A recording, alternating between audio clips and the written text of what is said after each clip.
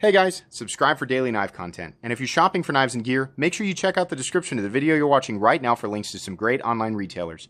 There's also individual links for knives that I personally recommend. Thanks! What's going on YouTube? Metal Complex here, and today I've got more of a knife overview to share with you guys because I've already reviewed this knife, or this, the base model. This is the Spyderco Delica, but this is a DLT trading exclusive in CPM 20CV and red and black Zome. Listen, right off the bat, I'm going to tell you guys, this is a ridiculously underrated dealer exclusive. This guy comes in a little bit over $100, which is just insane. I'm going to link this guy right down below. It is still available at the time of this recording, depending on when you're watching it, though. If you're watching it way in the future, it may not be available anymore. But yeah, if you've not watched my original review, the Spyderco Delica is a bit dated, but it is still a really, really good EDC design. And originally, my issues with it were I didn't like the FRN, and VG10 is underwhelming, which is what the base model has on it. Base model is $85. For basically another $20, you're getting a Super Steel. CPM 20CV is an analog to M390 and CTS 204P. Obviously, a really, really good steel. Yeah, this is recommendable. I would definitely recommend that you pick this up. We're just going to go over this real quick and sort of talk about it. This knife was sent to me by @Fletcher1124 on Instagram. Please give him a follow. It's because of people like him that I'm able to bring you guys daily knife content. It's also because of my generous patrons. Thanks so much for supporting me. You can find my Patreon link right down in the description. And please make sure to follow me on Instagram @metal_complex. I think everybody knows by now, the measurements of the Delica. We're going to do it real quick. Overall length of the Delica coming in at just a hair over 7 inches. Blade length is coming in shy of 3 inches, about 2.8, right? Quick size comparisons here real quick. Here it is up against the Ontario Rat Model 1 and the Rat Model 2. So you can see there, yeah, definitely not a gigantic knife, but also not a small knife. And then I suppose we'll kind of mix this one in here. Let's do the Spyderco PM2, and we'll do the Benchmade Mini Griptilian. I think that's probably enough in terms of size comparisons. We are tilted just a little bit. It's a hair longer than the Benchmade Mini Griptilian, and definitely shorter overall than the Spyderco PM2. Everybody knows this knife is lightweight. These are Zome scales, which is... it's injection mold plastic, and they've got different colors in there, black and red, which I think honestly looks all right. Yeah, 2.29 ounces. This is not going to be a problem. It's going to be easy to carry, right? We're speeding through this because it's unnecessary to make this super lengthy. Hardware check on this guy. I'm pretty sure you can get my tools right down in the description. Pretty sure that the pivot is a T8, right? And then the rest of the screws are going to be T6. Not that big of a deal. Just be careful so you don't strip anything. You can remove the scales and get something else if you want. I think that's a huge reason to pick this knife up if you're not about the red Zome. I think it's fine. But geez, if you wanted to put some G10 on it, you wanted to put some micarta, you wanted to put some titanium on it, right? This is a 20 CV Delica. Fantastic. I think that at the time of its release, it was probably overshadowed by some other exclusives and some other things that had everybody's attention, and so this thing kind of fell by the wayside. But, everybody knows, like, the handle profile, the grip on it, or the purchase position is fantastic. I can get a full 4-finger grip on it, right? I've said this many times, its bird counterpart, the less expensive counterpart, has a choil here. This should just be a choil. This area right here should just be a choil. And like all Spydercos, it really should have a sharpening choil, but it doesn't.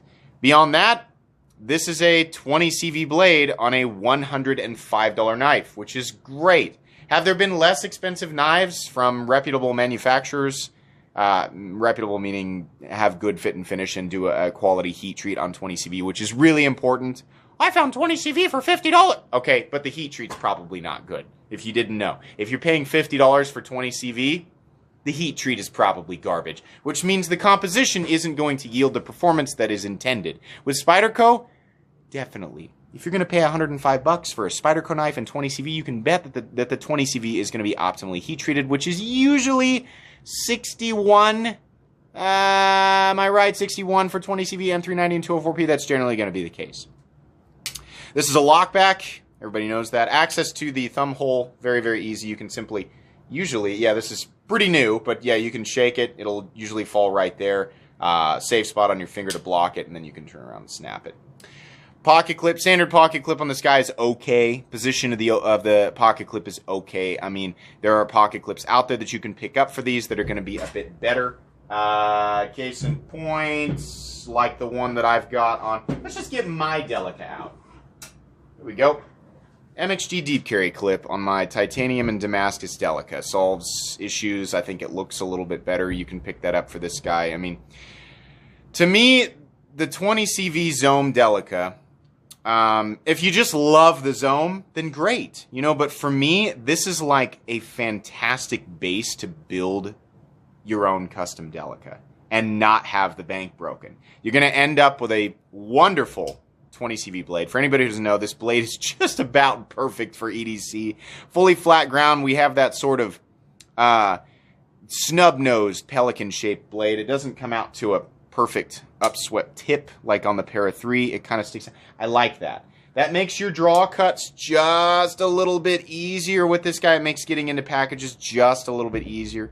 Blade stock thickness, it's incredibly thin, which means it's a laser beam behind the edge, right? You get all that, plus the benefits of a steel that's actually worth a crap, like 20CV. Sorry, I just don't like VG10. I understand it has its merits, it's easy to sharpen, it's stainless, right? But it's a steel that I don't want that on pretty much anything. I'm going to want something with a little bit better edge retention. I know people are going to be quick to point out, but you love 154 cm and it's only slightly better. Yeah. I mean, I don't know. Maybe VG10 just doesn't excite me. It's just not great. 20 CV though, yeah. I mean, we've had 20 CV in this world for so long, or M390, whatever you want to call it. We have, but yeah, it's a fantastic steel, right? For what this knife is going to be used for, right? I mean, if you're out in the bush and you're going to be, you're going to be hammering down on this thing like Mjolnir on Captain America's shield, then probably not 20 CV. But if you've chosen the Delica as your tool of choice for said venture, said usage, you probably need to choose something else, right? Like a hammer. This makes sense to me. What do scales run nowadays? If you're going to pay, you're going to go through Flytanium. You're probably going to pay $100 for titanium scales. Copper and brass generally run, 60, 70, right? Your micarta and your G10, a scale set will run you generally $60, maybe $70, something like that. So you get the build done. The clip, if you really want to replace the clip, which you don't have to, replace the clip with an MXG deep carry clip for about $20, and then you pay, best case scenario, $60 for some scales, right? You've got a 20 CV, a custom 20 CV Delica. Custom meaning customized, not custom as in the terminology used for a full custom knife or handmade knife, right? But you have scales of your choice, a much better pocket clip. You don't have to go with MXG. There's a bunch of different pocket clips you can get, right? And a 20 CV blade, and you're coming in, the total price, you're coming in at something like $185. I can get, this material and that material and 20 CV for less. Yeah, you can, but the idea here is, would I pay more to have something completely and totally customized that's got a much more performance-oriented blade steel on an already fantastic EDC profile? Yes, I would. Absolutely. I think that's great. I think this is a wonderful foundation, and I think that this isn't the very first 20 CV Delica that's ever existed, right? There's probably been a 204P Delica, or the analog compositions, 204P, M390. There's probably been some other ones, and you could make the same case, but I think those were a little bit more expensive. I think this is probably the least expensive 20 CV Delica that exists, at least that I've ever heard of, right? But the base material here, the red Zome, actually doesn't look bad. I like how this looks better than just a plain one-color FRN, right? That's just blue or whatever. DLT trading could have just done red, and honestly, it would have done just fine. But the Zome is interesting, right? And like I said, if you don't like it, then switch it out and do something else. I EDC my titanium Delica, which is a little bit heavier than this guy, and I say EDC. I've got a lot of different knives in rotation. That one's not constantly making it into my pocket, but when we go to, church or a cocktail party, some kind of, just a fancier shindig, right? That's generally the knife that makes it into my pocket because of the profile and because of how it looks, right? It just makes a wonderful EDC knife. The Delica is still one of the most legendary EDC knives out there. It's just, if you go back and watch my original review, it's like I said, my issues with it were the steel, the fact that it doesn't have a choil, and the scale material choice. So, yeah, I think this is a winner all the way around. Honestly, guys, I can't recommend this highly enough.